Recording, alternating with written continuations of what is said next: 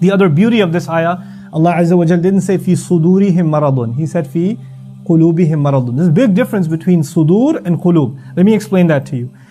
I think most of you know Surah An-Nas. Alladhi yuwaswisu fi sudurin nas. We don't say alladhi yuwaswisu fi qulubin nas. We say alladhi yuwaswisu fi sudurin nas. If it said qulubin nas, you would have translated the one who whispers in the hearts of people. That's not what it says. It says the one who whispers in the chests of people. Now there's a difference between the heart and the chest. The chest is actually a dharf, it's a place. The thing inside this place, the treasure inside this place is the heart. Shaytan has access not to your heart. Shaytan has access to your chest. Think of the heart as your home. And think of the chest as the fence around your home, the front porch, the backyard. Shaytan has access to your property, but he can't walk in until you open the door. You understand? The heart is your home, and that's locked. You can't let him in. But he will come and knock. Hey, you want to listen to something? Hey, I got something for you. Our job is to sense when shaitan is knocking on our hearts. Because he's close, he's in the chest. He is in the chest. And he will whisper in the chest. And when someone's knocking on the outside, can it be heard inside? Can it be? Yeah. And the thing is, sometimes when people knock, you can shoo them away, and sometimes people knock and what happens?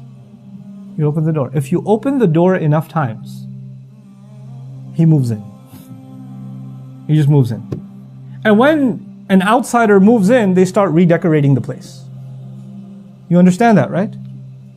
And so what happens is, if you don't let him in, you have your own sense of what is beautiful.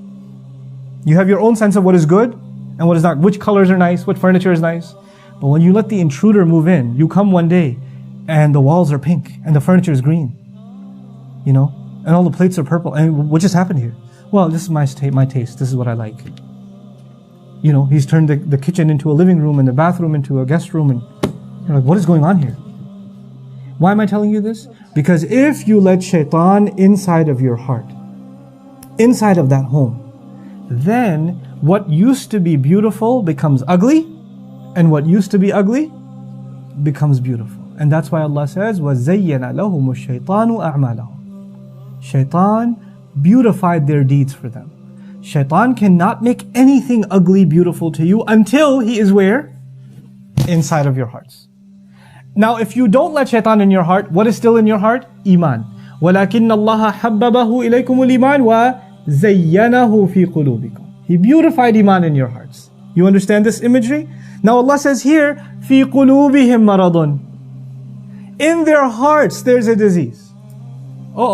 This is a problem. Because it's not limited outside to the chest, now it's made its way into the heart. Now if an intruder comes into your heart, into your home, what are you supposed to do? As soon as you realize this was a bad idea, you're supposed to kick him out. So sometimes we do listen to shaitan, don't we? Sometimes we do open the door. And the moment your realization hits you, what should you do? A'udhu billahi minash shaitanir rajim. You seek refuge, you kick him out. You push him away. That's what you're supposed to do. But if you allow him to stay in, and you allow him to cook his way, and you allow him to stink up the place, then you know what? You're going to start getting sick. You're going to start getting sick.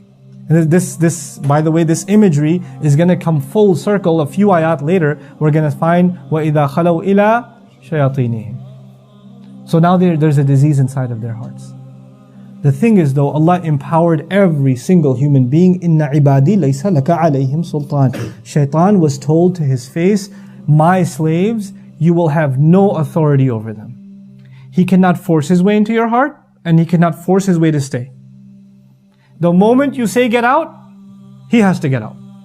So if you let him in, and you let him stay, that's not because he has control, it's because you never kicked him out. And if you refuse, Allah gave you every tool possible to kick him out. Just say A'udhu Billah. Just make istighfar. He'll be gone. That even in the month of Ramadan, when the shayateen, what happens to them? They're chained. They've done such a redecoration inside of you that you're operating as though he's still there. He's autopilot.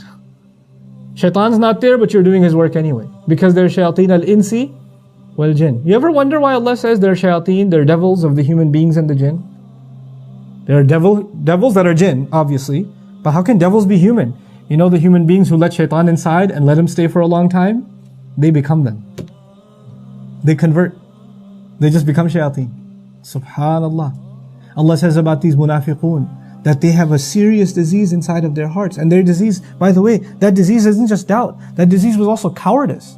They were cowards. They weren't willing to stand up for this religion. And I told you, their hypocrites cannot be compared to our time. But we have a similar problem. Not the same problem, but certainly a similar problem. There are going to be 3 reactions to Islam even today. There are going to be people who say, La ilaha illallah, Muhammadur Rasulullah, sallallahu alayhi wasallam, and they will take pride in it. And they will see it their honor that they're Muslim. And no matter what, nothing is above Allah's word. Nothing is above the words of the Prophet sallallahu alaihi wasallam. The obedience to them is supreme. That guidance is beyond criticism. And they believe that in their heart of hearts. Even when they make mistakes, they know the mistakes are theirs. They can be flawed, they can be mistaken. The deen of Allah is not mistaken. The deen of Allah has no problems. The deen of Allah has no criticism. On the other extreme, you will get people who absolutely hate Islam and the Muslims. You're going to get those people. They're going to be on the other extreme. And guess what you're going to get in between? We should have a little bit of compromise.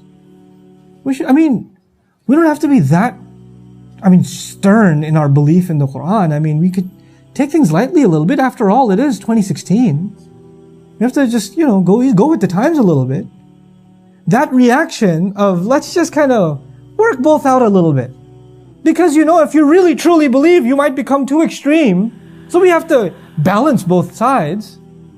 That's actually a byproduct of that original hypocrisy that used to exist back then. Our deen, by definition, is already balanced. Thank you very much. You don't have to come in and offer it your version of balance. It's already got the best of this world and the next, balanced for us by Allah Himself. So when you come along and I come along and say, you know what, let's have a balanced approach to Islam. Is there some new balance that you just came up with? Or is it your own cowardice, your fear? You don't want people to look at you funny. You're too afraid of them. You want to look good in terms of PR. You just want to suck up to the people around you. And your own low self-esteem is now being imposed onto Islam, to this religion. That'll happen now too. So as we study this, we have to actually kind of look in the mirror too. About, what kind of mentality towards this religion we carry.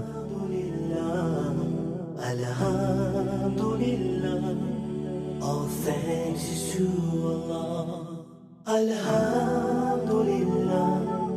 Alhamdulillah, Alhamdulillah. All thanks is to Allah.